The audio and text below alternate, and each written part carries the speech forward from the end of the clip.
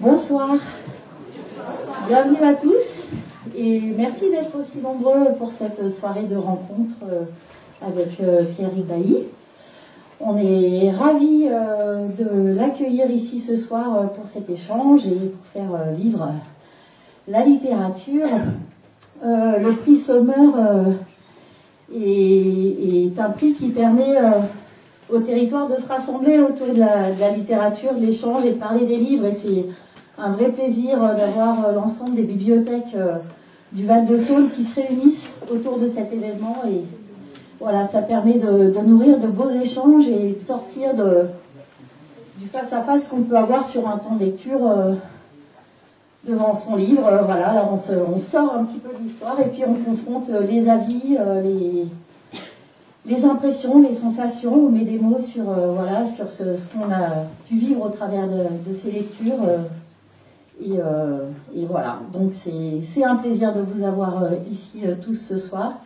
Je vais laisser du coup la parole à Patrice Buener, qui va conduire du coup cet échange avec Pierrick, et puis pour reparler un petit peu de, voilà, ou découvrir pour certains, est-ce qu'il y a des personnes ici qui n'ont pas lu le livre? Donc on va faire attention à pas trop en dire alors, hein. Faut pas tout raconter, ok? Allez, je laisse la parole et un grand bravo aux médiathécaires des bibliothèques du Val-de-Saône, parce que c'est vrai qu'il y a eu de nombreuses réunions. C'est quand même un événement qui se prépare de longue date, d'année en année. Il commence à y avoir de l'expérience, donc ça c'est chouette. On peut aussi se reposer un petit peu maintenant sur l'expérience et tout ce qui s'est mis en place. Et il y aura une soirée de vote plutôt animée et vraiment sympathique, auquel on invite évidemment l'ensemble des personnes inscrites pour le vote du prix Sommer. Et puis bonne chance aux auteurs, on verra bien qui sera l'élu. Allez, bonne soirée.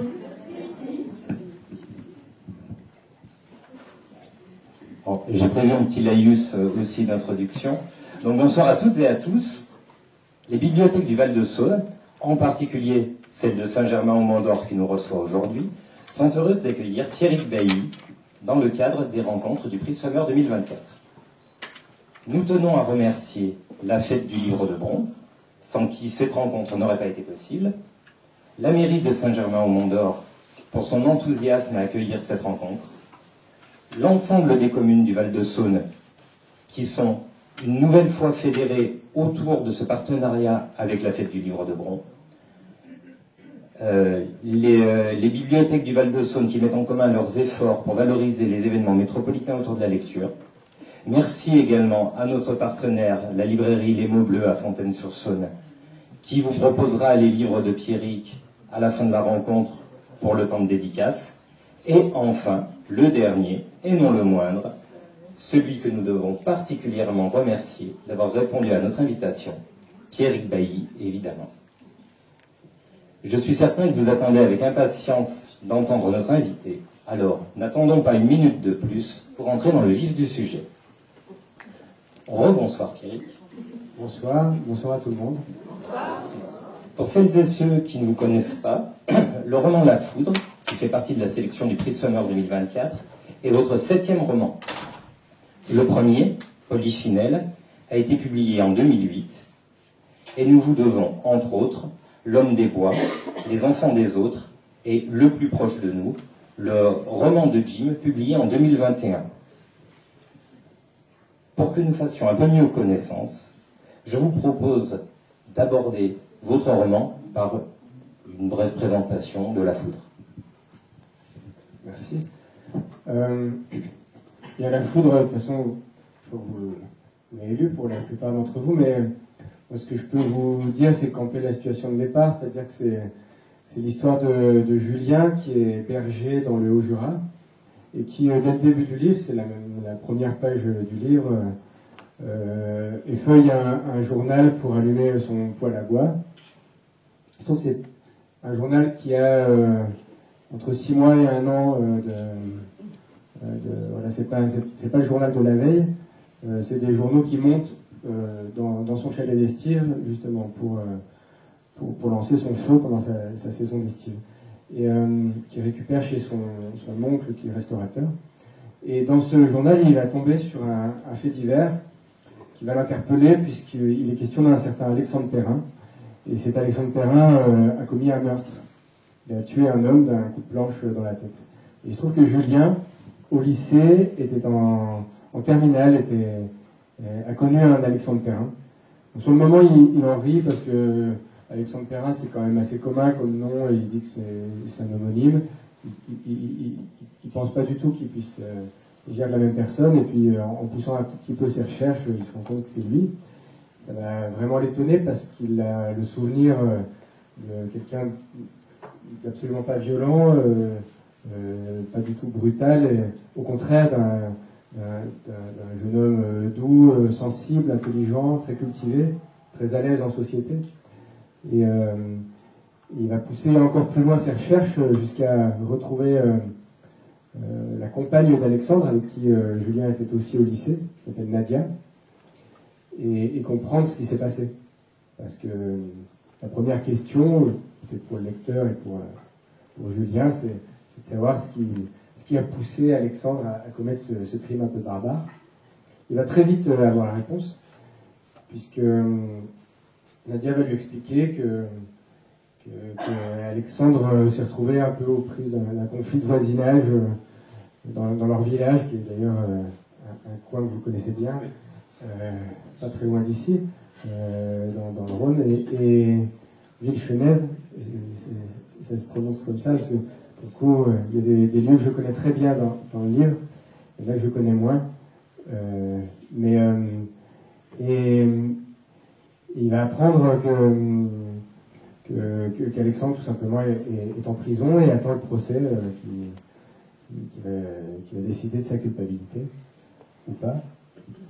Et Julien va se rapprocher, va être présent pour Nadia, pour la femme d'Alexandre, et ils vont se rapprocher, je ne sais pas jusqu'où on peut dire à quel point ils vont se rapprocher, mais en tout cas... On a dit qu'on ne divulgâchait pas. Oui, mais là on est au début de l'histoire en vérité. Il reste pas mal de choses à découvrir. On va peut-être s'arrêter là dans le résumé. Oui, et aussi dans cette petite présentation que vous nous avez proposée, vous avez évoqué aussi, donc vous m'avez un peu pris à partie sur les lieux. Moi, je vais faire l'inverse. Je vais vous prendre à partie aussi un peu sur les lieux, en particulier sur le Haut-Jura, parce que c'est des régions où vous placez vos romans de manière assez régulière et que vous connaissez particulièrement bien. Et je pense que vous avez beaucoup de choses à dire sur le sujet. Oui, c'est un livre qui se situe vraiment sur les plus hauts sommets du massif du Jura. Alors, le livre prétend se situer dans le Jura, et on parle du Jura. En vérité, si on est un peu tatillon, et qu'on regarde vraiment le découpage des départementaux, il se trouve que la plupart de l'essentiel de l'intrigue se déroule dans l'Ain. Mais on est à quelques kilomètres de la limite, donc bon, on n'a pas chipoté. Et puis c'est le massif du Jura qui court de toute façon du Doubs à l'Ain. Et là on est sur ce qu'on appelle la haute chaîne du Jura, les monts Jura, qui culminent pas très haut, hein, c'est pas les Alpes évidemment, à 1700 mètres à peu près, mais qui sont intéressants, c'est un lieu qui est intéressant à plusieurs points de vue. C'est déjà que c'est un endroit qui est quand même relativement préservé, qui est d'ailleurs protégé en grande partie. Même s'il est facilement accessible, ça donne lieu à des affrontements entre le berger et les randonneurs, puisqu'il est très accessible. Néanmoins, il est peu investi par les infrastructures de sport ou de tourisme. Donc c'est un lieu assez sauvage, qui, pour ça d'ailleurs, abrite une faune assez singulière et typique vraiment de ce coin-là. On connaît les chamois, évidemment des blaireaux, des marmottes, quelques sangliers, quelques chevreuils, et puis il y a un animal qui est un peu emblématique du massif, qui est le lynx, qui n'existe en France que dans le massif du Jura. et qui a une place assez importante dans le livre, qui revient à plusieurs moments de l'histoire.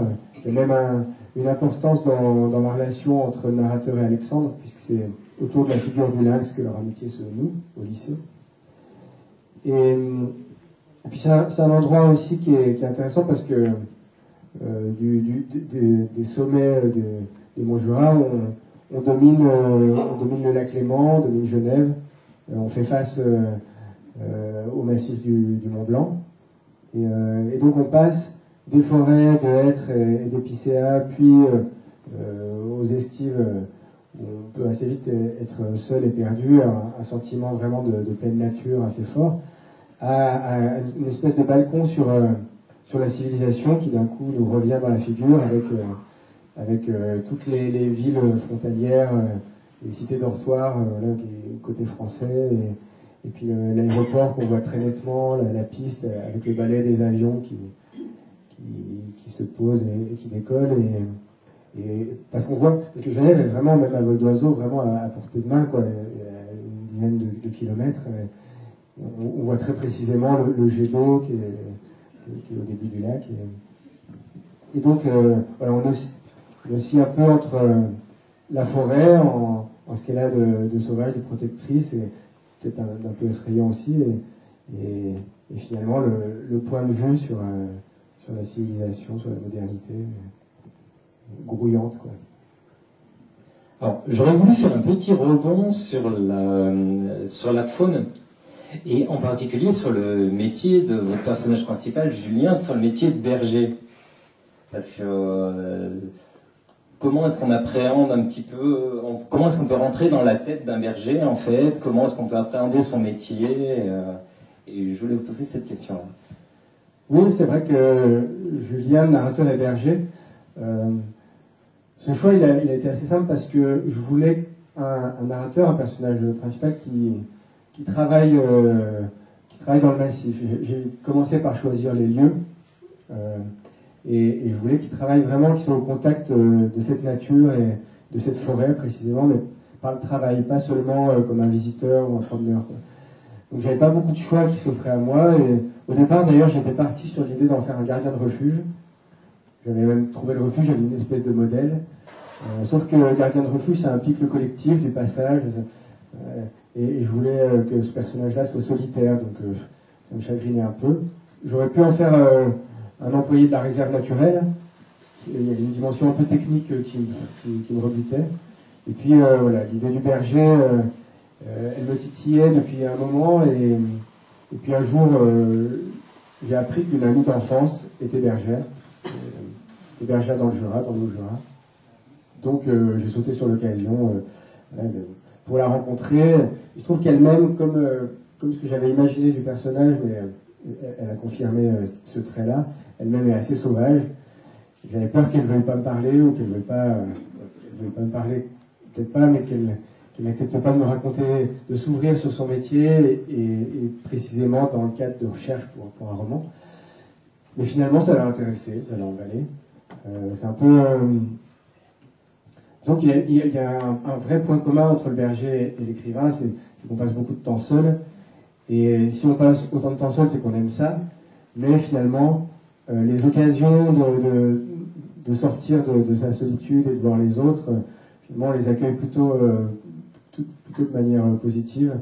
Donc, tout à l'heure, j'étais dans un lycée, on me demandait comment je vivais les moments de rencontre avec les lecteurs. Et ça me fait penser à cette amie Eugénie qui à la fois revendique son goût pour la solitude, et à chaque fois que je lui ai proposé des choses à faire et tout, elle a toujours été partante. Donc voilà. Et donc je suis allé l'observer, je l'ai interrogé, et elle m'a un petit peu guidé à certains moments de l'écriture. Je l'ai revue récemment, elle est venue lors d'une rencontre, c'était intéressant. Je pensais qu'elle n'allait pas vouloir, qu'elle allait se cacher derrière, puis finalement elle a fini par prendre le micro, puis à raconter quelques trucs de son métier. Et c'est une des premières fois où je fais autant de recherches pour un livre. Il y a un autre élément, peut-être dont on parlera tout à l'heure, qui a nécessité aussi une espèce d'enquête. Mais jusqu'ici, les narrateurs de mes romans avaient souvent des des métiers que moi-même j'avais pratiqués, parce que j'ai longtemps bossé en intérim, en usine, en distribution, sur des chantiers. J'ai l'impression d'avoir un peu épuisé quand même mon stock d'anecdotes et d'expériences. J'ai pas envie forcément de faire un narrateur qui serait une sorte d'éternel intérimaire. Et donc, précisément pour la question du travail, parce que c'est quelque chose qui m'importe quand j'écris, qu'on sache ce que font les personnages, quel est leur rapport au monde professionnel, et qui travaillent eux-mêmes. Pour ça, justement, maintenant, je me mets à me tourner un peu, à m'ouvrir vers l'extérieur et à m'intéresser à des personnes que j'ai autour de moi. C'est assez intéressant. Alors, effectivement, Pierrick, il y avait un autre lieu qui me paraissait aussi très important et qui est complètement à l'opposé de celui-ci, parce que c'est un lieu public, c'est un lieu en ville, mais c'est un lieu qui est aussi une sorte de microcosme de société, c'est le tribunal. Et c'est vrai que les chapitres qui se passent au tribunal de Lyon, où on décrit des lieux, des présences, des ressentis, des réactions des personnages, m'ont paru très intéressants. Et justement, c'est là que vient ma question, c'est quel travail a été fait en amont aussi pour ces scènes-là, justement, pour ces chapitres? Oui, c'est exactement ça, c'est ça l'autre élément qui a nécessité des recherches, une enquête. C'est-à-dire que il y a ce fait divers, il y a ce crime, donc il y a la promesse d'un procès. Et vis-à-vis de ce procès, j'étais partagé, je me disais soit je l'escamote, ça fait une ellipse, et puis on passe juste après, puisque c'est un procès qui va durer 3 jours, je suis pas forcément obligé de le raconter. Soit j'y vais à fond, je l'écris, mais je le fais vivre vraiment de l'intérieur, quoi. Et d'ailleurs, même en l'écrivant, je ne savais pas si ça allait rester, mais j'ai décidé d'y aller, d'essayer, de m'y essayer. Et puis, je me gardais la possibilité, d'ailleurs, même en l'écrivant ou après coup, pour une fois le livre fini, peut-être d'enlever le procès, si jamais il était en trop, ou si je jugeais qu'il était en trop, ou si même avec mon éditeur, il y avait un retour dans ce sens-là. Mais ça n'a pas été le cas, à aucun moment il m'a été question, donc tant mieux pour le travail que ça m'a fait faire. Et donc oui, j'ai assisté à plusieurs procès d'assises. D'ailleurs, pourquoi Ville-Chenève? Précisément parce que le Rhône et le crime j'avais besoin que le crime ait lieu dans le Rhône pour que le procès ait lieu aux assises de Lyon. Et puis j'aimais bien l'idée du contraste, c'est quelque chose que j'avais déjà fait avec mon précédent livre, mais entre Lyon et le Haut-Jura, quoi, changer totalement d'univers. D'ailleurs, on a les réactions du narrateur à son arrivée à Lyon, sa découverte un peu de la ville et tout ce que ça peut lui inspirer. Mais donc, je suis allé assister à plusieurs procès d'assises, puisque, comme vous l'avez dit, les assises, c'est ouvert au public. Et c'était une espèce de défi pour moi, parce que j'avais aucune notion de droit. J'avais jamais assisté à un procès de ma vie. Et en même temps, je me suis un peu servi de ma propre expérience, puisque l'état qui était le mien pendant ces procès auxquels j'ai assisté, c'est un peu celui dans lequel se retrouve le narrateur, qui lui-même est là en tant que spectateur. Alors la différence, c'est qu'il a un enjeu amical, et un peu plus que ça, étant donné Nadia, mais avec l'accusé. Mais il a aussi une position d'observateur un peu distancié. Il n'est pas engagé, il n'y a pas d'enjeu réel quand même pour lui. Et donc j'ai essayé d'être très attentif à tout ce que pouvait m'inspirer, les lieux, les personnes autour de moi. J'ai l'impression d'avoir écrit le procès comme si j'étais, d'avoir vécu le procès. J'ai presque vécu la scène que je voulais écrire, quoi. C'est-à-dire que j'y allais, alors je n'allais pas jusqu'à me persuader que j'étais Julien, que j'étais Berger et tout ça, mais j'avais l'impression un peu d'entrer dans la peau du personnage à ce moment-là, quoi. Et je me disais même que c'était en étant le plus au plus près de lui que j'allais réussir à faire vivre ce moment de manière intéressante, parce que je voulais pas que ce soit un témoignage de chroniqueur judiciaire, de quelqu'un d'habitué des tribunaux. Je voulais qu'il y ait cette candeur, et qui permet d'ailleurs aussi une petite dimension pédagogique, quoi, qui permet d'expliquer le déroulement d'un procès d'assises, d'un procès normal, quoi. C'est vraiment le livre, j'ai dû écrire ça à peu près au moment, je ne sais plus si je m'en rappelle pas un peu dans les dates, mais il y a eu ce livre d'Emmanuel Carrère-Vétresse sur le super procès de l'attentat du 13 novembre. Et justement, je me disais, j'aime beaucoup ce texte, vraiment, mais je me disais que je voulais faire un peu l'inverse du super procès avec toute la clique médiatique, policière et tout, mais vraiment être dans un procès d'assises classique, quoi, qui dure 3 jours, qui concerne quelqu'un qui n'est pas célèbre, par exemple, et qui passe un peu finalement sous les radars de tous les modes de représentation, finalement. Voilà, donc, et d'ailleurs, j'ai découvert, parce que, comme je l'ai dit, c'est ouvert au public, qu'il y avait dans le public du tribunal quelques étudiants en droit, évidemment la famille de l'accusé, la partie civile, et puis aussi des spectateurs lambda qui vont au tribunal comme ils iraient au théâtre ou au cinéma. Et ça se comprend d'ailleurs parce qu'un procès en soi a une vraie dramaturgie très, très théâtrale. Déjà, c'est très théâtralisé le fonctionnement, mais il y a aussi un côté presque addictif, propre, je sais pas, au roman policier ou à la série, au feuilleton, quoi, avec une structure qui fait penser à celle du roman, tout simplement, avec la présentation des personnages, de l'intrigue. Et puis les témoins qui se succèdent, et plus on avance, plus on s'approche du verdict et des moments forts, jusqu'au plaidoirie et au verdict. Et voilà, ça m'a intéressé, tu parlais d'une sorte de micro-société, je voulais envisager aussi ce moment comme une sorte de petit roman dans le roman, quoi, voilà, puisqu'il est vraiment au centre du roman, et puis voilà, qui se situe entre de parties qui se passent vraiment dans la nature. Là, on n'a ni forêt d'épicéas, ni troupeau de brebis, quoi. On est vraiment dans l'humanité, on touche l'humanité dans ce qu'elle a à la fois de plus banal et de plus complexe, quoi.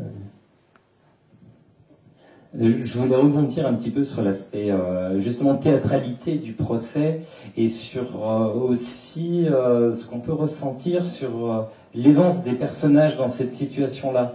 Parce qu'on a le personnage d'Alexandre qui s'exprime beaucoup et il y a un vrai écart avec donc la famille de Cyprien. C'est quelque chose qui m'a beaucoup marqué dans ces scènes-là. C'est justement Alexandre qui exprime ses sentiments, et cette opposition avec la famille de Cyprien qui, elle, a beaucoup plus de mal à décrire les choses. Et voilà, ma question, elle est un petit peu sur est-ce qu'il n'y a pas aussi cet aspect opposition entre quelqu'un qui est capable de parler devant un public et quelqu'un qui va se sentir mal à l'aise, cette opposition sociale, je dirais. Oui, c'est très juste, et c'est même une deuxième couche sur cette opposition-là, puisqu'elle existe déjà entre le narrateur et Alexandre. C'est d'ailleurs ce qui a fait à la fois la fascination de Julien pour Alexandre quand ils étaient adolescents, et ensuite le rejet de la part de Julien. Parce qu'en effet, Julien, comme tout le monde au lycée, était assez séduit par Alexandre, par son aisance, par son érudition, par son humour et tout ça, son bagou, quoi. Et c'était quelqu'un, même qu'on peut dire, un peu séducteur, mais je le force pas non plus dans quelque chose de forcément très agaçant, quoi. Mais Julien va finir par éprouver une forme de jalousie vis-à-vis d'Alexandre, justement pour toutes ses qualités. Qui vont, lui, mettre un peu en valeur ses lacunes, et dont l'origine est probablement sociale, en effet. Cette jalousie, elle va susciter des réactions un peu brutales de la part de Julien et un éloignement avec Alexandre. Et on retrouve ça pendant le procès, puisque Cyprien, c'est la victime, c'est le jeune chasseur qui est mort, qu'Alexandre a tué. Et en effet, là, il se trouve que ce sont ses parents qui viennent témoigner, et il se trouve que ce sont des gens de milieu très, très, très populaires, très modestes, et qui n'ont pas du tout l'aisance d'Alexandre, et qui, peut-être même autant pour la cour, pour le tribunal, que pour le lecteur, s'avère, et ça c'est des choses à quoi je tenais, ça peut-être plus touchant qu'Alexandre, qui lui maîtrise, en fait, il maîtrise le langage, il maîtrise la parole, et finalement, je voulais être un peu sur le fil, sur ce personnage d'Alexandre, dont les qualités pouvaient être en fait ses défauts ou pouvaient être ses limites, dont la brillance pouvait être finalement une sorte de... Je ne sais pas vraiment comment dire, mais que ce ne soit pas forcément pour ça qu'on l'aime. Et d'ailleurs, je crois que c'est quelque chose à quoi je tiens de toujours essayer de partir des failles des personnages pour les faire exister plutôt que de leur soi-disant qualité. Et c'est vrai que ce qui passe, a priori pour les qualités, précisément dans ce livre, est appréhendé presque comme des défauts, quoi, ou comme des choses dont il faut se méfier. Et même Julien, le berger, je pense, existe à partir de ça. Et ce qui peut peut-être le rendre attachant, c'est le fait que ce soit quelqu'un qui assume ses doutes, qui assume de ne pas forcément toujours bien savoir ce qu'il veut, ni où il va, et qui assume sa fragilité tout simplement. Et ça, c'est des choses que j'essaie de développer depuis quelques livres, et qui m'apportent vraiment. Et qui peut parfois presque déstabiliser, je me rends compte, parfois, certains lecteurs qui vont trouver de ce fait-là agaçant, alors que moi, ça va être celui qui est en force que je vais trouver agaçant, et qui m'intéressera pas. Chez qui je vais trouver peu de profondeur, alors que le personnage qui fait état de ses doutes et de ses faiblesses m'intéresse plus. Je lui trouve plus d'humanité, tout simplement. Tu m'emmènes exactement sur le domaine où je voulais aller, c'est-à-dire celui des personnages, et justement de ton personnage central, de Julien, qui est quelque part un peu, je dirais, un héros en trompe-l'œil. C'est-à-dire on ressent chez lui l'envie d'être Alexandre, l'envie un petit peu d'explorer la vie des autres. Et je voulais partir sur ce sujet-là parce que c'est le sujet non seulement de ce roman, mais on le retrouve aussi dans les romans précédents. C'est-à-dire dans le roman de Jim et dans Les enfants des autres.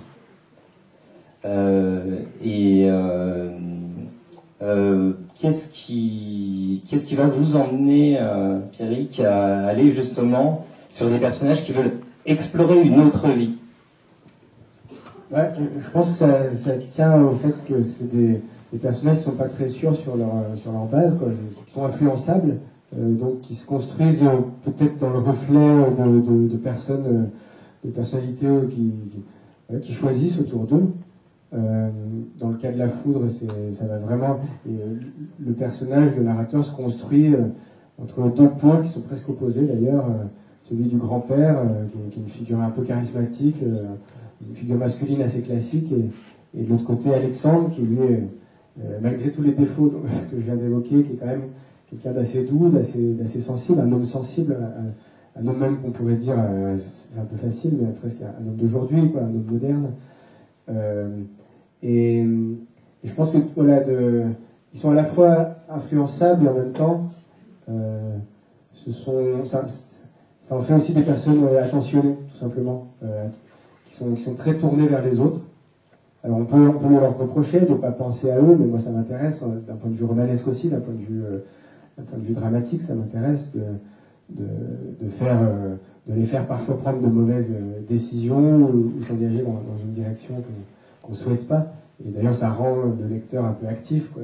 Si jamais il n'est pas content de ce que fait le personnage, le lecteur, il agit à ce moment-là. J'aime bien cette idée-là, que dans la lecture, on ne soit pas forcément toujours du côté des personnages, et que, sans forcément rejeter le personnage, voilà, il rend le lecteur un peu animé.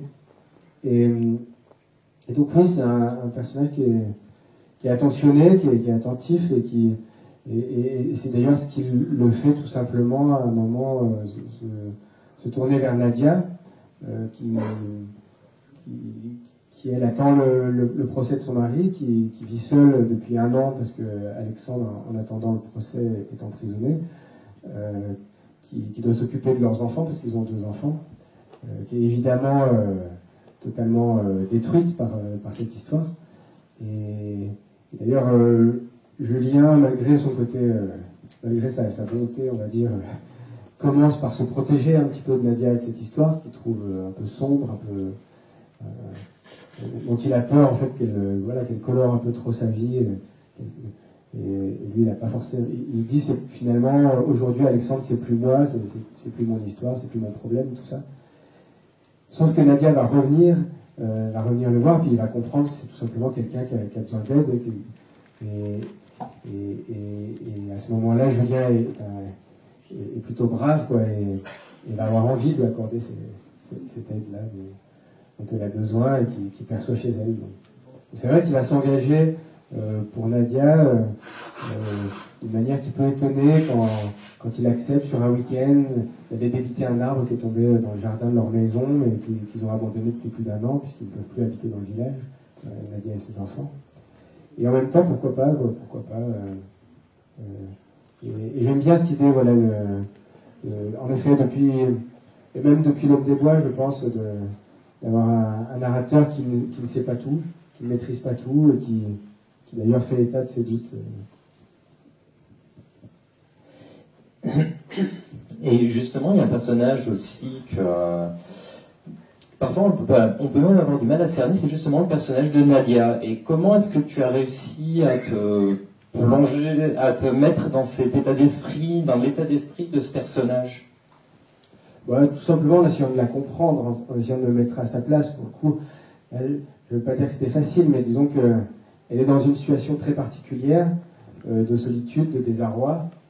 Et je me dis qu'est-ce qu'elle attend de la vie, et évidemment qu'elle va chercher Julien sur le terrain amical d'abord. On peut dire que c'est intéressé, puis ensuite sur le terrain même de l'érotisme, du désir, quoi, parce que c'est elle qui va susciter le désir, c'est elle qui est le principe actif, hein, d'un point de vue érotique, on peut dire, dans leur relation, parce que lui, finalement, il se destine à rejoindre sa petite copine, sa copine, sa compagne, à La Réunion. Il est engagé, en fait, dans une vie amoureuse depuis une dizaine d'années, et il n'a pas envie, d'ailleurs, de quitter Héloïse. Il n'a pas...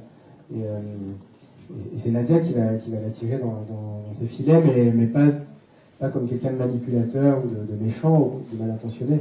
On peut aussi imaginer qu'étant donné ce qu'elle vit, à la fois sa solitude, elle a besoin peut-être de la briser, et puis on peut aussi penser qu'elle en veut un peu à Alexandre. Elle lui en veut pour son geste, et puis elle lui en veut aussi pour la position qu'il a depuis cet événement, depuis le drame, puisqu'il a tendance à tout assumer. Il semble même prêt à assumer plus que ce qu'il a fait. Et ça, c'est ce qui va rendre aussi la position d'Alexandre un peu singulière pendant le procès, puisqu'il parle beaucoup, il parle trop, et il a presque tendance à revendiquer l'intentionnalité du geste alors qu'elle n'est pas avérée. Il a une position au moment du procès qui est un peu trouble, mais qui est une espèce de point aveugle où il dit lui-même: je sais pas, je peux pas vous dire moi-même si je suis coupable ou pas. Il y a peut-être quelque chose en moi qui voulait la mort de cette personne, tellement elle me faisait souffrir, parce que bon, il n'a pas agi pour rien, il y a un contexte, vous n'êtes pas obligé de le rappeler, vous pouvez le découvrir. Et en même temps, il n'avait pas le projet de tuer. Donc, j'aime bien cette idée aussi d'appréhender le procès comme ça, sans qu'il y ait une réponse trop claire. peut-être que parmi vous, certains ont vu le film Anatomie d'une chute, il y a eu pas mal de films de procès ces derniers temps. Moi, j'ai presque été déçu par le fait qu'on sache à la fin. On a une réponse, en fait, à la fin de l'Anatomie d'une chute. Le procès Goldman, on n'a pas de réponse. On a la réponse, sur le procès de Pierre Goldman, on a la réponse du tribunal, mais le doute persiste. Et d'ailleurs, le doute est presque encore plus, bon, sauf si on connaît l'histoire par cœur, mais est plus fort à la fin du film qu'au début, quoi. Et j'aime bien cette idée-là que si c'est peut-être la limite que je peux trouver à l'exercice du polar, c'est que le polar en général va assouvir un besoin de réponse chez le lecteur. Et moi, je trouve que la réponse, c'est toujours une frustration quand je dis j'aime l'absence de réponse. C'est un peu comme la fragilité du personnage, ça crée de la vie. Et c'est là que je place l'idée de la littérature, c'est quand ça continue à bouger, quoi, et à vivre, et que ça permet, et que la réflexion voilà, continue à se faire dans l'esprit du lecteur. Et tout ce qui apporte une réponse claire, en fait, vient un peu frustrer ce mouvement-là, quoi. Et l'idée qu'on ne sache pas, c'est quelque chose qui m'intéresse. Et de créer des situations où à la fois on ne sait pas et c'est pas grave. Et au contraire, on ne sait pas et c'est ça qui est productif et qui peut être agréable. Après, moi j'ai vécu une situation, là je vais rebondir sur un autre livre, mais je dis ça me fait penser au fait que mon père est mort et je ne sais pas comment il est mort. J'en ai fait un livre, c'est pour ça que je vous en parle, c'est pas pour raconter les drames de ma vie, mais j'ai fait un livre qui s'appelle L'Homme des Bois, qui a un petit récit sur la mort de mon père. Il est mort, il a été retrouvé mort en forêt, dans les bois, dans le Jura. Alors il y a de grandes chances que ce soit une mort accidentelle, mais le livre se termine en disant que je ne sais pas et que c'est pas grave, et que j'accepte ce trouble, et que ça m'empêche pas de vivre, et d'ailleurs que cette histoire ne m'appartient pas forcément d'ailleurs. Et que si je ne sais pas, c'est pas forcément un problème. Je voulais revenir aussi un petit peu sur la relation de Julien et Nadia, dans le sens où la relation se noue au moment où Julien doit partir avec sa copine à la Réunion. Mais est-ce que c'est pas aussi quelque part, il n'a pas foncièrement envie d'y aller, est-ce que c'est pas forcément aussi une fuite quelque part qu'il trouve dans Nadia pour éviter de partir? Ça aide un petit peu parce que c'est vrai qu'il n'est pas hyper emballé par ce projet, mais il est prêt à suivre Héloïse en vérité. Donc oui, c'est un tout petit élément qui peut aider à comprendre son choix, mais je pense que la vérité, elle est bien plus simple que ça, c'est qu'il est fou amoureux de Nadia. C'est une histoire, le livre, je dis souvent, le livre commence comme un roman noir, et on l'a compris, je pense, et ça devient un roman de passion amoureuse, et là, tout simplement, il vit quelque chose, lui, il a à peu près 40 ans à ce moment-là, on peut vivre une passion à tous les âges de la vie, mais je me disais, c'est aussi l'occasion d'explorer voilà, une espèce de phénomène qui est un peu classique, qui est presque un cliché, la crise de la quarantaine, et là j'ai voulu l'explorer à fond. Je me suis dit, tiens, il y a la possibilité d'un enjeu amoureux, d'un enjeu d'une dimension passionnelle dans leur histoire, et tant qu'à faire, allons-y gaiement et allons-y franchement. Donc non, je pense que ce qui le fait rester ou revenir, parce qu'en vérité, quoi, bon, on en dit beaucoup, mais bon, c'est tout ça pour dire qu'il y va quand même à la Réunion. Ça met un petit peu le doute. Mais en tout cas, et d'ailleurs, dès le début, Julien est présenté à la fois comme un solitaire, avec ce côté un peu rustre, hérité de son grand-père. Voilà, les propos un peu rigolos, mais un peu durs sur les randonneurs. Mais, voilà. Mais là, c'est une moquerie qui n'est pas méchante. D'ailleurs, je me moque de moi-même. Moi, je suis du côté des randonneurs dans l'histoire. Et à côté de ça, il a aussi un côté fleur bleue, romantique presque, qu'il assume, qu'il évoque. Il rappelle un peu ce qui a été ses années de lycée avec une bande de copines qui a été importante pour lui. Et il y a ça aussi, c'est quelqu'un, c'est un amoureux, quoi, c'est un berger sentimental. Donc quand il se retrouve dans cette situation, il fait cette rencontre et il craque en fait, tout simplement. Et, après, on le comprend pas, on lui en veut ou pas. Et puis on peut imaginer que c'est mal engagé pour lui ou pas. Mais pourquoi pas? Moi, j'aime bien le fait d'explorer ce genre de pistes. Ça permet d'aborder la question de nos réactions, de notre humanité sous plein de facettes, et d'aller loin là-dedans, quoi. C'est un amoureux, donc la foudre. Ah oui. Oui, bah voilà, d'ailleurs, quand on me demande pourquoi le titre, bah, pareil, le titre, il y a plusieurs réponses. Et la foudre, c'est le coup de foudre, et puis le coup de foudre fait écho au coup de planche, et puis la foudre, c'est aussi c'est l'orage. Et il se trouve que quand on est berger, on est évidemment soumis à ce phénomène-là assez souvent. Julien d'ailleurs confesse une sorte d'amour des orages qui sont particulièrement fracassants et détruisants dans nos Jura.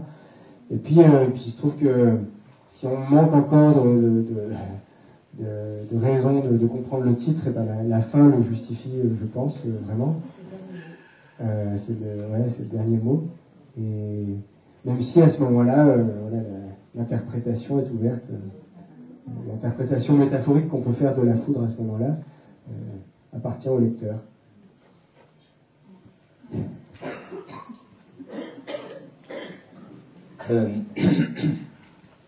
Peut-être qu'on aurait des questions dans le public qui viendraient compléter un petit peu tout ce que nous avons pu échanger. Est-ce que quelqu'un se lance? Vous évoquez beaucoup le Jura, c'est une région où vous êtes originaire? Oui, je suis né dans le Jura, j'ai grandi, j'en suis parti pour les études, je suis revenu y vivre, je suis reparti, puis de nouveau je suis retourné y vivre. On va poser la question de la fiction et de la réalité. C'est vrai que ce livre est une fiction, mais il y a plein d'éléments qui sont très intimes, qui sont très personnels, et c'est vrai que les lieux, c'est un élément très, très, très personnel, quoi, typiquement dans ce livre-là. Vous n'avez pas parlé des chiens. Ils sont très importants dans le livre, pour moi. Oui, qui dit berger, troupeau, dit chien, plusieurs d'ailleurs, de deux types. Il y a les chiens de travail qui ont pour mission de guider le troupeau, de l'encadrer, et puis de le guider quand on ouvre les parcs, quand on les libère, quand on libère les brebis. Et puis il y a les fameux patous, les chiens de protection, les patous des Pyrénées, qui ont pour mission de protéger le troupeau des animaux sauvages, des prédateurs, quoi, qui dans le Haut-Jura sont le renard, le blaireau, le lynx évidemment, dont on a parlé, et puis depuis quelques années le loup qui fait son retour sur le massif.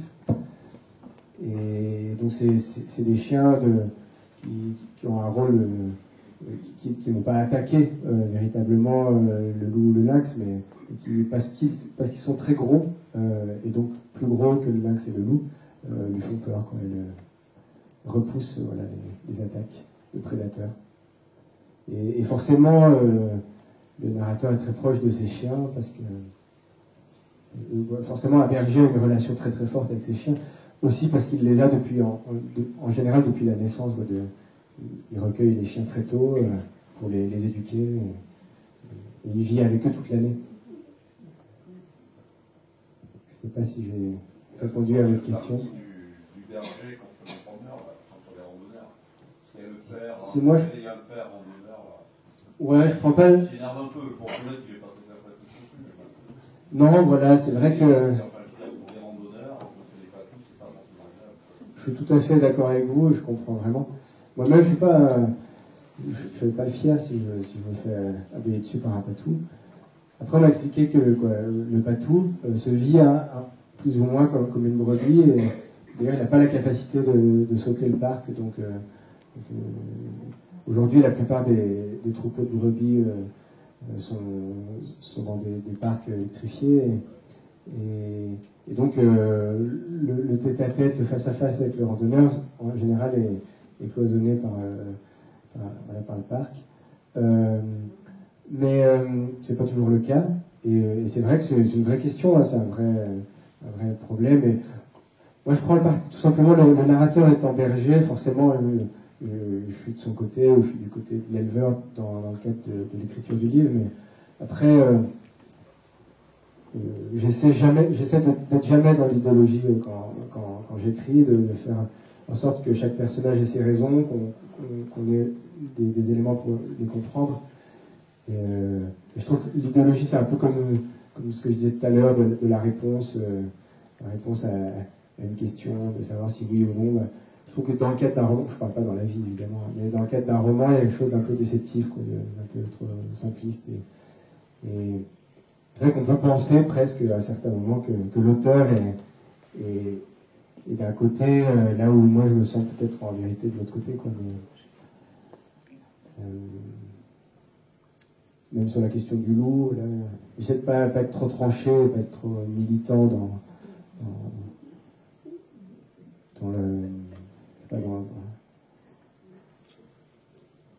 l'impression peut-être qu'on peut éprouver à la lecture, quoi. Les personnages le sont, mais pour moi le rôle du romancier n'est pas de faire le tri en fait entre les gens et entre les hommes en fait de manière générale, quoi. Sinon les livres se ressemblent tous. Non, mais il y a une scène un peu surréaliste c'est la scène de soirée de Noël là, dans la famille. Là. Alors là, ça devient un truc extraordinaire.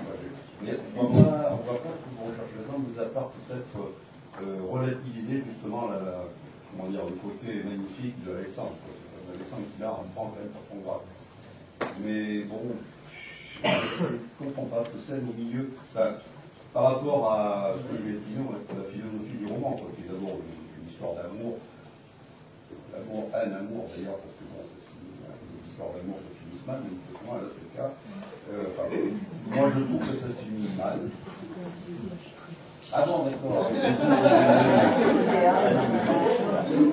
Mais par contre, pour en revenir à cette scène-là, donc cette scène du Père Noël, là, où on le déguise en Père Noël, qu'on peut sombrer, quasiment, où il se casse la figure dans le. Bon, bref, on se demande d'ailleurs ce qui va se passer. Là. Ça, c'est intéressant, parce qu'on dit, tiens, sinon, il se relève, et puis, tiens, bon, moi, je l'aurais pas vu comme ça, mais bon, ouais. Tant mieux, hein, sinon ça aurait peut-être été décevant pour vous de lire ce que vous attendiez à trouver. Mais pour ce qui est de cette scène, je sais pas, moi, elle me semble importante dans l'histoire, puisque c'est le vrai moment de la confrontation des trois, en fait, d'Alexandre, Nadia et Julien. Et en effet, c'est pas une scène qui est décisive d'un point de vue dramatique, mais c'est une scène qui dit beaucoup du côté compliqué en fait de leur situation, de cette construction un peu fragile, quoi.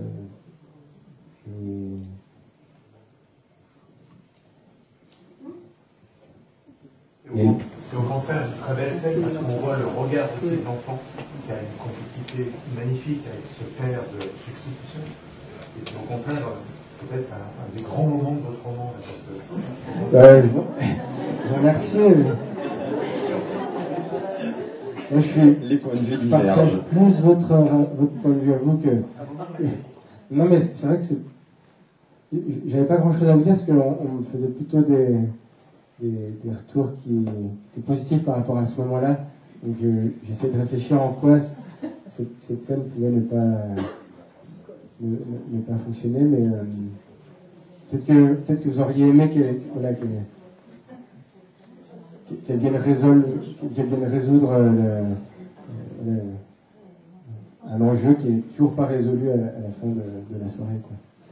Et au contraire, oui, du fait de la présence de la famille, et puis il y a deux temps, quoi. Il y a le Père Noël, puis après il y a les cadeaux avec le père d'Alexandre, et ça permet là aussi de faire exister faire exister Alexandre différemment. Et de revenir aussi sur... C'est le seul moment où Alexandre va vraiment évoquer de lui-même à quel point ces années de prison ont bouleversé sa vie. Et il le fait pas frontalement, il le fait en réaction à son père, dont il se rend compte qu'il n'a pas changé, que c'est toujours quelqu'un qui prend toute la place et qu'il ne parle que de lui et tout ça. Voilà.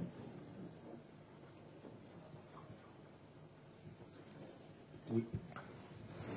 Je voulais simplement vous interroger sur votre choix d'écrire le roman au jeu, parce que c'est une forme qui est intéressante dans ce cas précis où, comme vous l'avez dit tout à l'heure, il y a des choses intimes et on pourrait croire que vous nous faites une autofiction. Ça nous perd un peu, mais en réalité, bon, ça m'a interpellé cette forme du jeu que je trouve très agréable et qui nous conduit jusqu'au bout du roman avec facilité. Ça m'a un peu interpellé à cause du tempérament de Julien John. Parce que Julien John est un peu comme un bouchon sur l'océan, un garçon influençable. Vous dites que vous avez écrit un roman d'amour, mais moi je ne sens pas ses tripes. Je n'arrive pas à voir comment il tombe amoureux de Nadia. Je vais au bout de l'histoire et je comprends bien que c'est une histoire forte, mais avec ce jeu, c'est comme s'il y avait un petit décalage pour moi. Je n'ai pas réellement senti sa passion pour quelqu'un. Ouais, il n'y en a pas 300 pages, mais je pense qu'il y a typiquement autour de la réunion et de ce qui lui manque, qu'il va éprouver, parce que c'est vrai que c'est quelque chose qui... Le sentiment va arriver, on peut dire tardivement pour lui. Il arrive quand il part. Et là, par contre, il me semble qu'il y a quelques éléments qui permettent de comprendre et de ressentir ce qui se passe pour lui à ce moment-là. C'est le basculement, en fait, elle l'attire, c'est elle qui fait tout, vous l'avez dit d'ailleurs. C'est elle qui déclenche le rapprochement. Après, elle l'attire. Je suis pas sûr que... Je pense qu'il a envie aussi, quoi. Je pense qu'il est... Lui, il a basculé dans quelque chose à ce moment-là. Il y a vraiment une espèce de bascule où, pendant longtemps, il est dans un rapport vraiment amical et il est même précisément aux côtés de Nadia pour Alexandre pendant toute la première partie du livre. Bien plus que pour Nadia. Nadia l'intéresse pas tellement au début.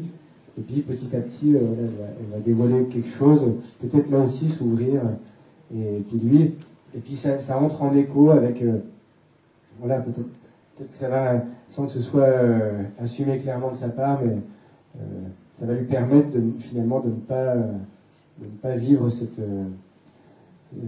nouvelle vie qui là aussi n'est pas son projet à lui, de la réunion et tout ça. Et pour le coup, le jeu, c'est peut-être aussi parce que dire je suis...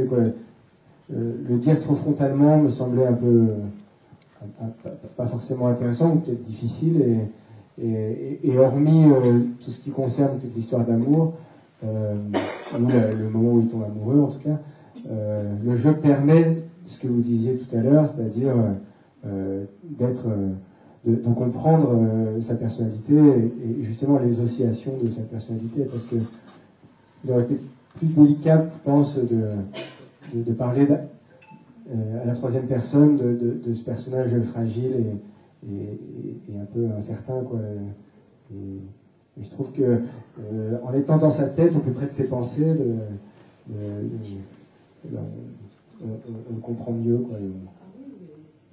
J'ai tout compris, sauf peut-être cet élément aussi tripal, quoi. Voilà. Parce qu'il fallait certaines pas. Voilà, il y a peut-être des pages que vous avez... Oui, il y a peut-être des pages au roman que vous avez...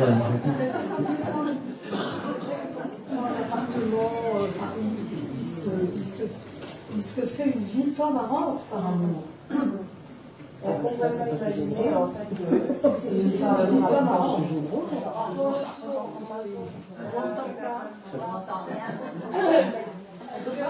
Est-ce qu'on peut pas imaginer qu'il souhaite être aussi l'homme il prend la place de quelqu'un quand même. Oui.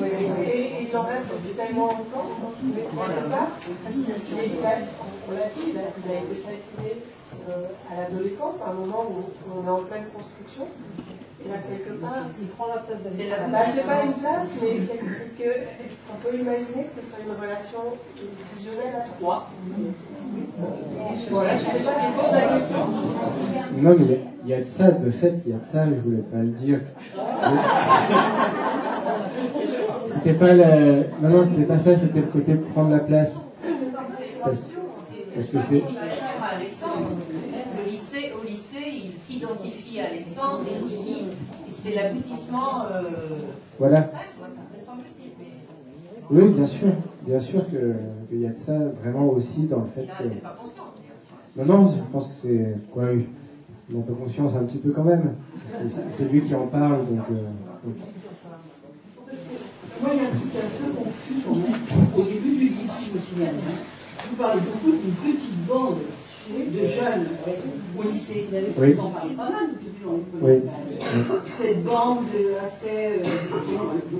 Oui, il y a Alexandre justement, et Nadia, et.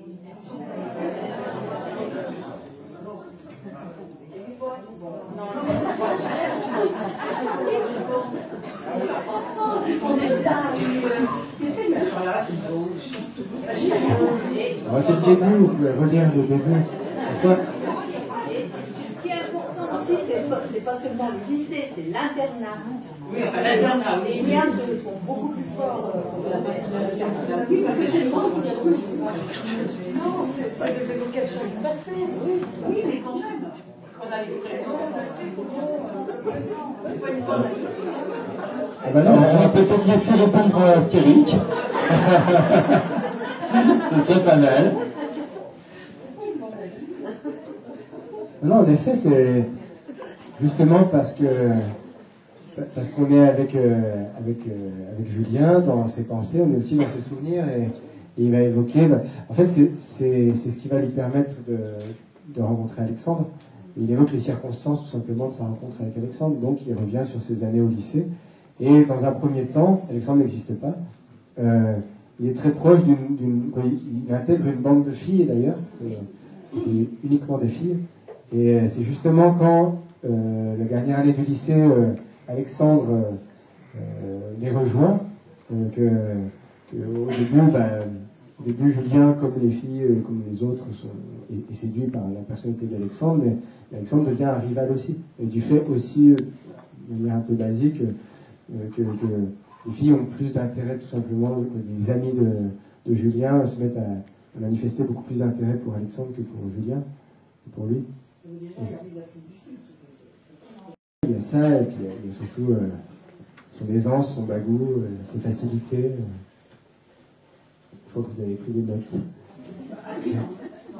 Bah oui, mais vous avez le droit.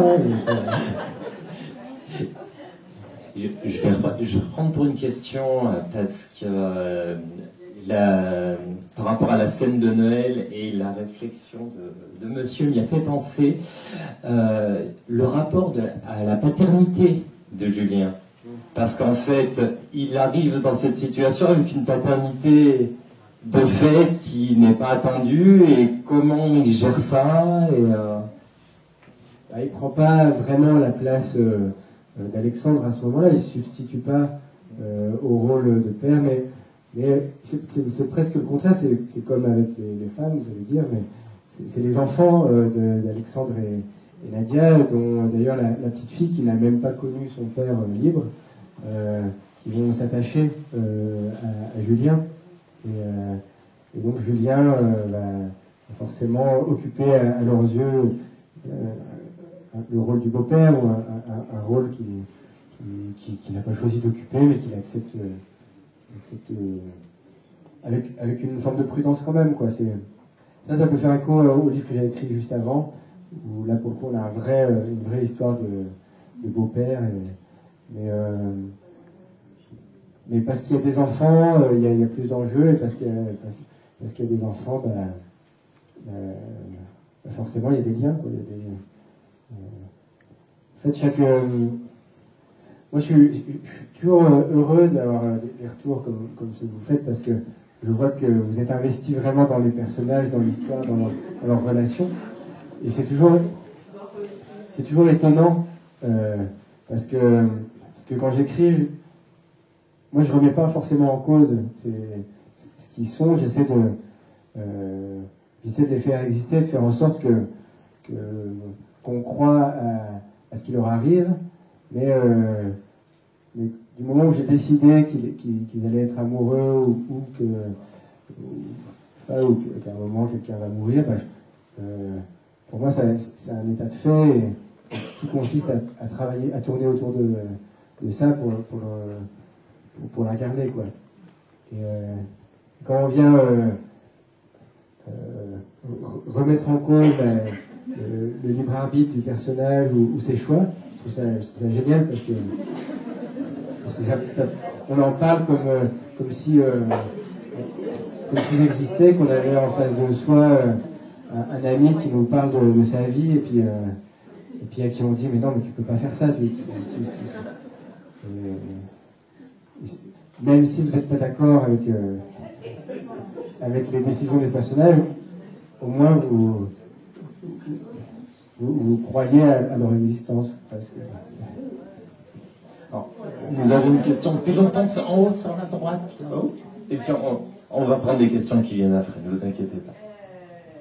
Moi, je rebondis sur ce que vous dites avec le parallélisme avec le roman précédent, le roman de Jim. Je trouve que l'homme prend la... On n'entend rien.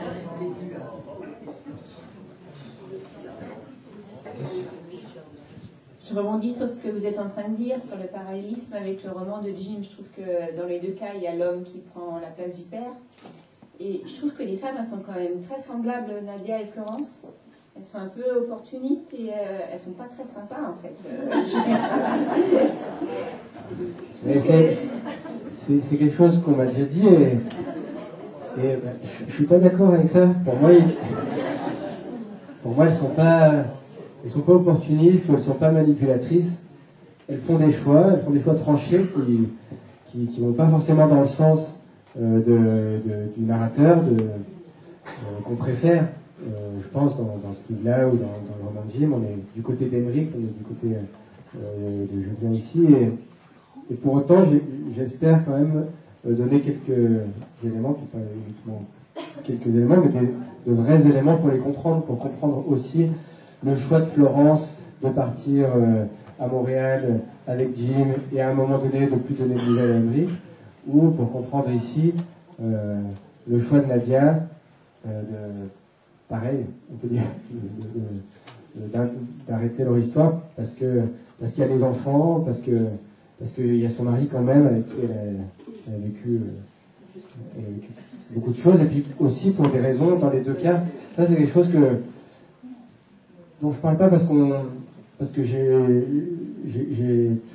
refusé dans ces deux livres de le dire frontalement, mais là pour le coup ça peut pas forcément dans le sens de ces personnages, et c'est pas parce que ce sont les personnages féminins, ce sont des femmes, mais il y a aussi une dimension sociale en fait dans ces moments décisifs de l'intrigue, c'est-à-dire que à chaque fois il y a deux personnes, soit Nadia et Alexandre, soit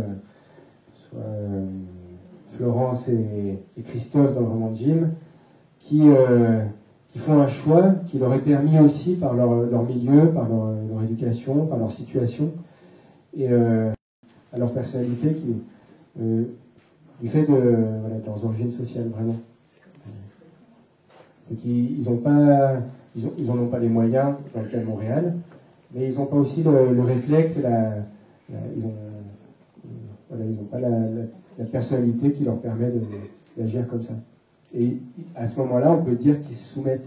Mais ils se soumettent à quoi? Ils se soumettent aussi à une position sociale un peu dominante, face à laquelle ils ne savent pas vraiment comment réagir.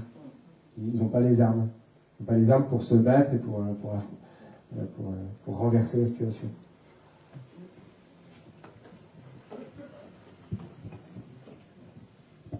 Je voulais vous poser une question sur la manière dont vous construisez votre roman, comment vous le bâtissez, c'est-à-dire lorsque vous avez commencé, est-ce que vous aviez déjà la foudre de la fin? Vous aviez des étapes? Comment vous construisez ça?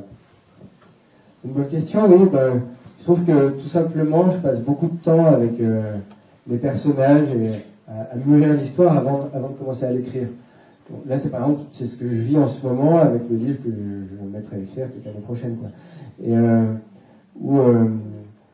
donc là, pour le coup, rien n'est figé. Et je pense à plein de situations. Quoi. Petit à petit, l'histoire et les personnages se mettent à prendre vie dans ma tête. Et pour le coup, là, c'est un moment où tout est encore possible. Et plus... En fait, quand je dis que tout est possible, c'est que je passe mon temps à identifier soit ce que j'appelle des problèmes, ou alors besoin de répondre à des questions, à identifier, ah tiens, là il y a un petit truc qui n'est pas tout à fait résolu, comment je vais faire. Et puis je passe de l'un à l'autre comme ça, sans réfléchir, sans choisir. Puis il y a un moment donné où j'ai l'impression d'avoir assez de réponses pour me lancer. Et pour être un peu plus concret, je sais pas mal de choses quand je commence à écrire. La foudre de la fin, oui, je l'ai. Même si j'étais pas tout à fait sûr d'être capable de finir par cette scène-là, mais j'avais envie. Je voulais essayer, quoi. C'était un peu comme une flèche qui m'a guidé pendant toute l'écriture du livre, cette dernière phrase et cette dernière scène. Et puis par contre, je reste ouvert néanmoins à tout ce que la vie peut encore m'apporter. Et pour autant, oui, je suis pas. Le moment de l'écriture, c'est pas la tour d'ivoire où je suis lancé dans mon intrigue en étant sûr d'où je vais. Et je peux même intégrer des choses vécues, observées, entendues la veille ou le matin même. Voilà, je laisse quand même beaucoup de place à d'éventuelles surprises et tout ça. Et l'écriture en soi n'est pas du tout un moment d'exécution, mais c'est vraiment un moment où le livre continue, où l'intrigue aussi, l'histoire continue à s'enrichir, à s'étoffer.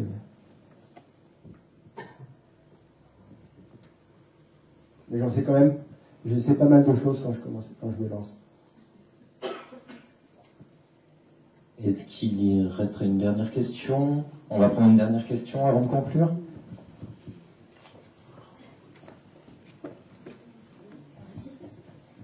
On a beaucoup parlé d'amour à travers ce roman, mais moi j'y trouve beaucoup de violence, même d'amoralité, je dirais, parce que on a quand même Alexandre qui fait justice lui-même.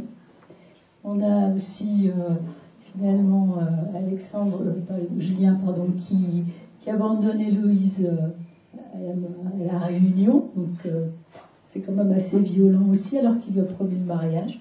Et puis enfin, finalement, même avec Nadia, tout à l'heure on a dit il prend sa place, finalement la place est libre, il vient s'immiscer au milieu de ce couple qui est un peu séparé du fait de la prison, et c'est aussi violent. Donc je trouve que c'est vrai, il y a beaucoup d'amour, enfin, cette passion, on peut l'interpréter comme ça, mais j'y ai trouvé de la violence. Oui, je pense que c'est vraiment... j'ai envie de dire que c'est à la littérature, en fait, d'explorer l'âme humaine dans tout ce qu'elle a de compliqué, de complexe, de contradictoire, et d'explorer justement ce pan-là de l'âme humaine, c'est-à-dire les contradictions, la violence et évidemment la moralité. Moi, j'ai envie de dire, quand vous commenciez à dire il y a plein de situations amorales, j'ai envie de dire tant mieux. Si tout est trop moral, je trouve que ça ne suscite pas de réflexion, ça ne suscite pas tellement de questions, même chez le lecteur, et de réactions. Donc, je pense que le roman se situe là, c'est un peu la base. Je pense que chaque roman a la nécessité de se situer à cet endroit-là, plutôt que... je ne suis pas forcément là pour dire...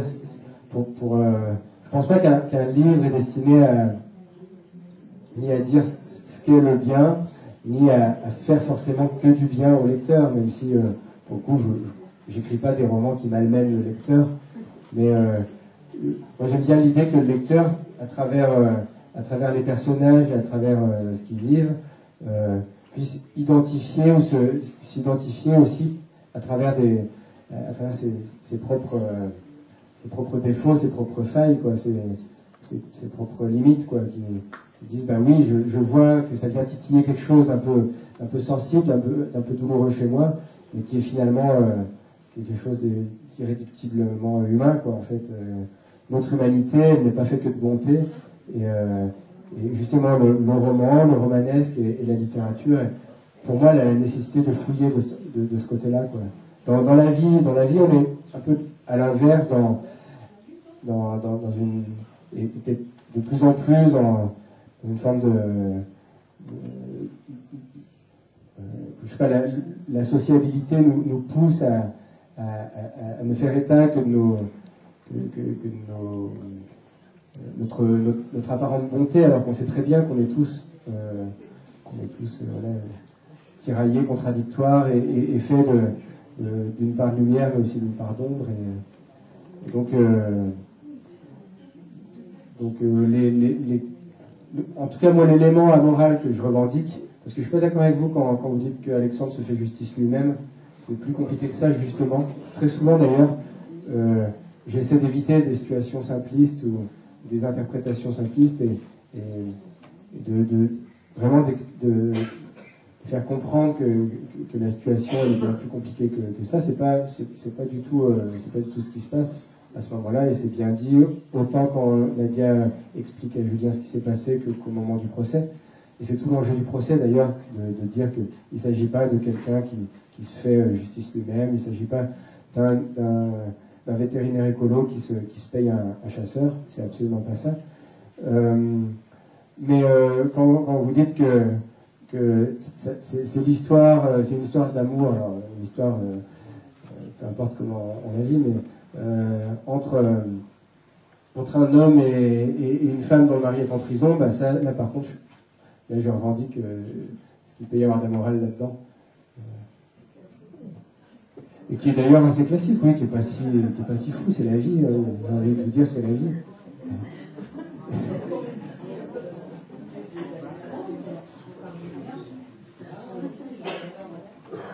Ce type est sensible au sort de 2 petits moineaux et indifférent au sort de 6 millions de juifs exterminés par la Romaine. C'est tout l'enjeu. Je vais vous citer une phrase que...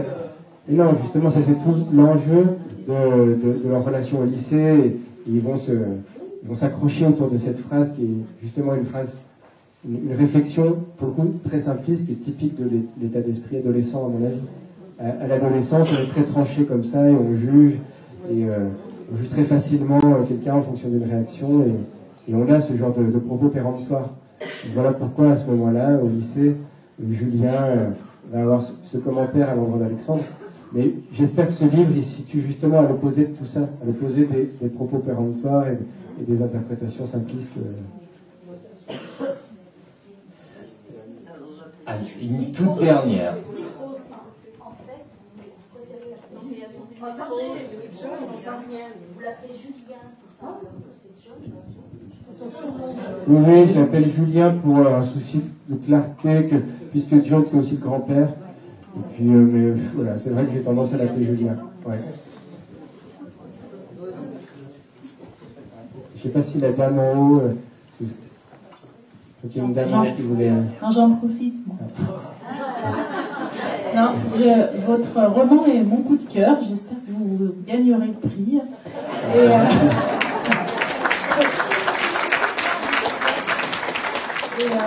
Ma question, c'est quels sont les auteurs ou autrices qui vous inspirent? Ouais, il y a beaucoup de monde. Moi, aujourd'hui, j'aime le romanesque, mais j'aime quand il y a quelque chose. J'aime quand il y a une forme de puissance, de souffle, et quand. C'est presque contradictoire à ce que je disais aux lycéens tout à l'heure, mais quand l'étrangeté s'invite dans le romanesque.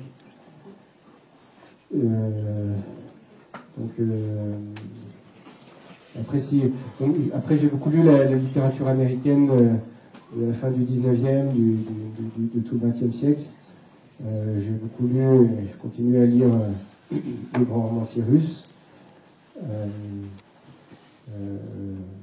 Là, je parlais d'étrangeté, j'aime bien un livre comme Le Maître et Marguerite, par exemple, de Bulgakov, c'est un livre que j'aime énormément parce que je le trouve très, très vivant. C'est un livre qui me stimule, qui me met en joie. Et après, je lis aussi la littérature d'aujourd'hui. J'aime beaucoup le livre de Clara Arnaud que j'avais peut-être lu.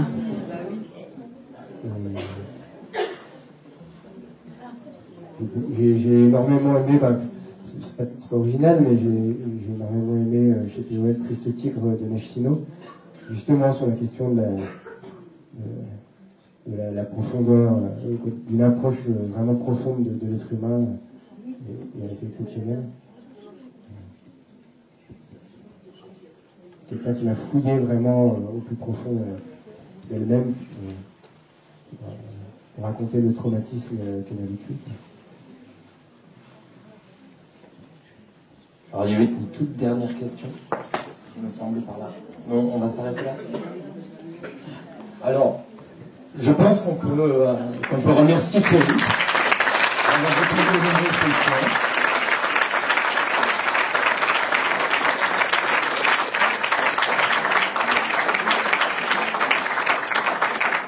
Merci. Je voudrais remercier le fan club de l'Elex.